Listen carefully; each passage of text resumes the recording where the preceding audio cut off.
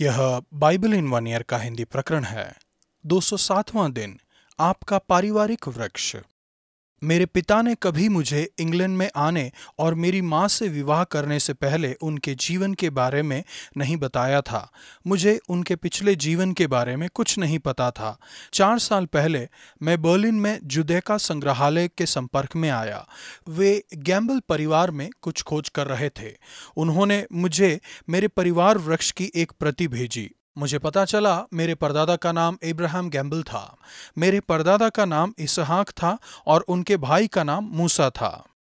मेरे पिता यहूदी थे। वह एक वकील थे और 1927 में तुम्बिजन के यूनिवर्सिटी में नियम के एक डॉक्टर बन चुके थे। बाद में उन्होंने एडोल्फ हिटलर का मेन कैंप पढ़ा और जानते थे कि उनके साथ क्या होने वाला था, क्योंकि वह इस्राएली थे। वह इंग्लैंड में आए और एक अंग्रेजी वकील की भी शिक्षा उन्होंने ली। उनकी बहन और माता पिता भी बाद में आ गए। उनके परिवार के बाकी बहुत से सदस्य दकाउ, रीगा और दूसरे नाज़ी कॉन्सेंट्रेशन कैंप में नष्ट हो गए। सदियों से यहूदियों के साथ बर्ताव जटिल रहा है और कभी कभी दुखद भी। कभी कभी बाइबल के लेखांश ने यहूदियों विरुद्ध निंदा के एक हथियार के रूप में गलत अर्थ बताया और गलत तरीके से उपयोग किया गया।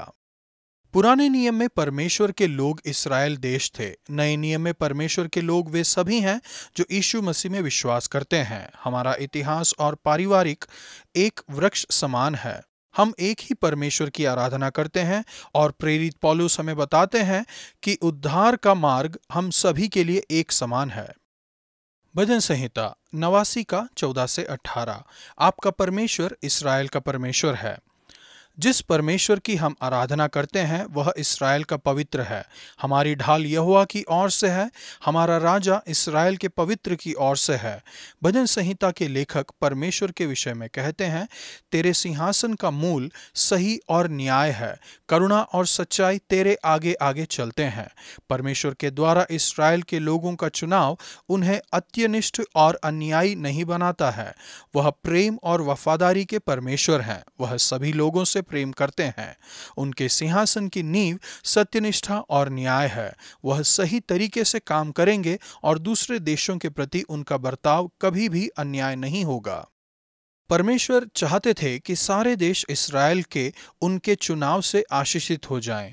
अब वह यीशु के द्वारा संभव बना दिया गया है। आप भी परमेश्वर के साथ सही संबंध में चल सकते हैं और उस आशीष का अनुभव कर सकते हैं जिसके विषय में यह भजन बताता है। क्या ही धन्य है वह लोग जो तेरे मुख के प्रकाश में चलते हैं। वे तेरे नाम के हेतु दिन भर मग्न रहते हैं और तेरी सत्यनिष्ठा के कारण महान हो जाते हैं, क्योंकि तू उनके बल की शोभा है। इसके परिणाम स्वरूप हम हवा में चल रहे हैं। परमेश्वर, आज मेरी सहायता कीजिए कि आपकी उपस्थिति के प्रकाश में चलूं और दिन भर आपके नाम में आनंद मनाऊं। नया नियम, रोमियो 9 का 22 से 10 के 4 तक। आपका उद्धार इस्राएल के साथ शुरू हुआ। उद्धार की परमेश्वर की योजना इस्राएल के साथ शुरू हुई। इस्राएल, यहूदी और बाकियों अन्य जातियों के लिए उनकी योजना अलग न किए जा सकने वाले रूप में जुड़ी हुई है। अब इससे आप क्या समझते हैं?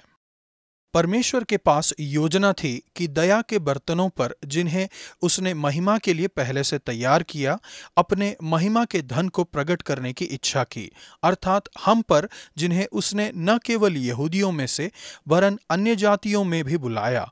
उद्धार की उनकी योजना केवल इस्राएल देश से बढ़कर है।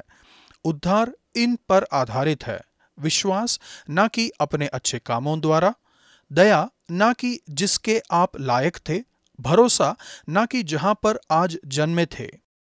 होशे के वचनों पर चित्र बताते हुए पौलुस इसे प्रदर्शित करते हैं। परमेश्वर ने कहा कि वह उन लोगों को बुलाएंगे जो मेरे लोग नहीं थे, अर्थात अन्य जाति, मेरे लोग, मेरे प्रिय और जीवित परमेश्वर की संतान। यह एक अद्भुत सुविधा है कि परमेश्वर के लोगों के भागने परमेश्वर के द्वारा प्रेम किया जाए, उनकी संतान उनकी दया का केंद्र बनने के लिए बुलाया जाए, महिमा के लिए पहले से तैयार हो जाएं, ताकि वह अपने महिमा के धन को दिखाएं।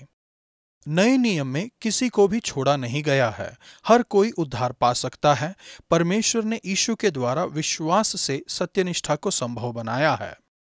यीशु उद्धार का मार्ग हैं। कुछ लोग उनसे ठोकर खाएंगे, लेकिन जो उनमें भरोसा रखते हैं वह कभी लज्जित नहीं होंगे। पौलुस इस्राएल के लोगों से प्रेम करते हैं। वे उनके लोग हैं। वह चाहते हैं कि उनका उद्धार हो जाए। वह जुझारू रूप से उनके उद्धार के लिए मध्यस्थता करते हैं। हे भाइयों, मेरे मन की अभिलाषा और उनके लिए परमेश्वर से मेरी प्रार्थना है कि वे उद्धार पाएं। एकमात्र तरीका यह है जिससे वे उद्धार पा सकते हैं, और यह विश्वास के द्वारा है, सत्यनिष्ठा के द्वारा जो परमेश्वर से आती है। यह सत्यनिष्ठा मसीह के द्वारा आती है, क्योंकि हर एक विश्वास करने वाले के लिए सत्यनिष्ठा के लिए मसीह व्यवस्था का अंत है। मसीह व्यवस्था का अंत है एक बड़ा, धरती हिला देने वाला, जीवन बदलने वाला, इतिहास बनाने वाला कथन है। एक बहुत बड़ा विवाद हुआ कि पौलुस का क्या अर्थ था, किंतु कुछ चीजें स्पष्ट हैं। पहला, यीशु ने आपको व्यवस्था के उद्धार खोजने का प्रयास करने से मुक्त कर दिया है। कोई भी व्यवस्था के द्वारा उद्धार नहीं पा सकता था। यीशु के अलावा कोई भी संपूर्ण व्यवस्था का पालन नहीं कर पाया। मसीह व्यवस्था का अंत है। इसमें उन्होंने आपको अपनी खुद की सत्यनिष्ठा स्थापित करने से मुक्त कर दिया है। इसके बजाय अब आपको वह सत्यनिष्ठा दी गई है जो परमेश्वर से आती है। दूसरा, मसीही व्यवस्था का अंत है। इसमें उन्होंने व्यवस्था को पूरा किया है। यीशु ने एक बार अपना वर्णन किया कि वह व्यवस्था को पूरा करने के लिए आए हैं। मत्ती 5:17। व्यवस्था का उद्देश्य था कि हमें यीशु की ओर ले जाए। गलातियों 3:24। अब यीशु आ गए, इसका काम पूरा हो चुका है। तीसरा, मसीही व्यवस्था का अंत है। इसमें उन्होंने व्यवस्था को तृप्त किया है। यीशु एकमात्र व्यक्ति थे जिन्होंने पूरी तरह से नियम का पालन किया। क्रूस के द्वारा आप उनकी आज्ञाकारिता के लाभ को ग्रहण करते हैं। चौथा, मसीह व्यवस्था का अंत है। इसमें उन्होंने आपको व्यवस्था के बोझ और दंड से मुक्त कर दिया है। जैसे ही हम नियमित रूप से असफल होते हैं, वैसे ही हम दंड के एक काले बादल के नीचे अपना जीवन जीते हैं। यीशु के कारण उन पर कोई दंड की आज्ञा नहीं जो मसीह यीशु में है। रोमियो 8:1। परमेश्वर आपका धन्यवाद, क्योंकि यीशु में विश्वास के द्वारा आपका उद्धार सभी के लिए खुला है। आज मैं इस्राएल के लोगों के लिए प्रार्थना करता हूँ। मेरे हृदय की इच्छा और परमेश्वर से प्रार्थना है कि उनका उद्धार हो जाए। पुराना नियम, पहला इतिहास 1:1 से 2:17 तक। आपका इतिहास इस्राएल के साथ बंधा हुआ है। आज के लेखांश में हम दूसरे परिवार वृक्ष को देखते हैं। यह मेरे परिवार का वृक्ष है, यह आपका भी है। यूजीन पीटरसन लिखते हैं, नाम इस कहानी को लिखते हैं सैकड़ों नाम, नामों की सूची, नामों के पन्ने के बाद पन्ने। व्यक्तिगत नाम पवित्र इतिहास प्रभावित न होने वाले बलों या पृथक विचारों से निर्मित नहीं किए गए थे। यह नामों से बुने गए। व्यक्ति हर एक अद्वितीय। इतिहास गैर व्यक्तिगत धर्म के विरुद्ध कड़ा बचाव स्थापित करते हैं। एक कहानी को बताने के कई तरीके हैं। इतिहास की 2 पुस्तकें उसी समयकाल के विषय में हैं, जैसा शमूएल और राजाओं की पुस्तकें नए लेखक, कदाचित एजरा, 100 वर्ष को लिखते हैं या बाद में आदम से लेकर निर्वासन से आने तक इस्राएल के इतिहास को खोजते हैं।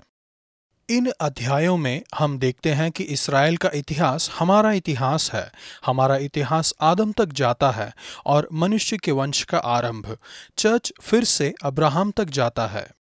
अब्राहम इसहाक के पिता थे। इसहाक के पुत्र एसाव और इस्राएल, इस्राएल और यीशु मसीह का चर्च दोनों अब्राहम को अपने पिता के रूप में देखते हैं। अध्याय 2 में इतिहासकार इस्राएल के इतिहास को खोजते हैं। इस्राएल के पुत्रों के द्वारा दाऊद तक, 2:15। फिर से इस्राएल का इतिहास आपका इतिहास है।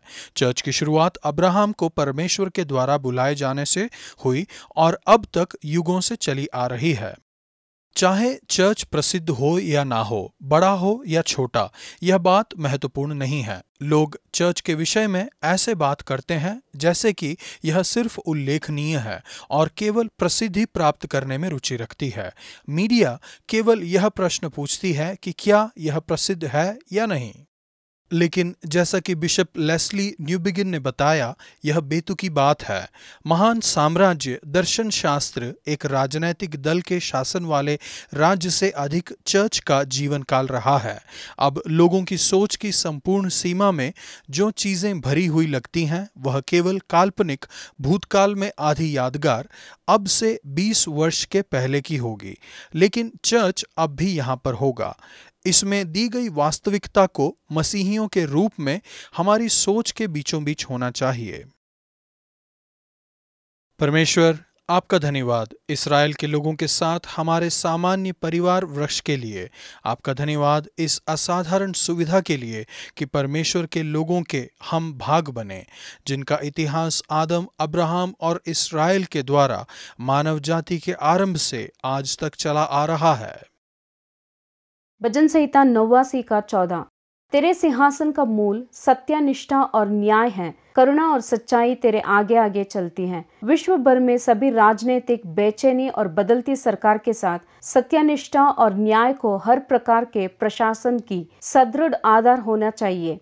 विश्व के लीडर्स के लिए निरंतर प्रार्थना करते रहिए। आज का वचन, क्या ही धन्य है वह समाज जो आनंद के ललकार को पहचानता है। हे यहोवा, वे लोग तेरे मुख के प्रकाश में चलते हैं। भजन संहिता 89 का 15।